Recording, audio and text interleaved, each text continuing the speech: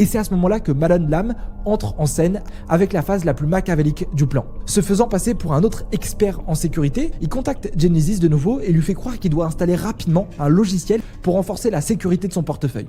Malone lui envoie un lien vers un programme appelé AnyDesk, mais qui lui est présenté comme un outil de protection avancé.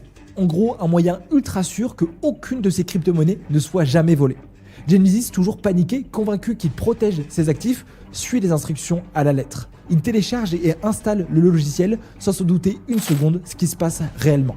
Mais en réalité, AnyDesk n'a rien d'un programme de protection. C'est un outil qui permet aux voleurs de prendre le contrôle total de son ordinateur à distance. C'est ce qu'on appelle en informatique un cheval de Troie. En quelques clics, Malone et son équipe accèdent à tout.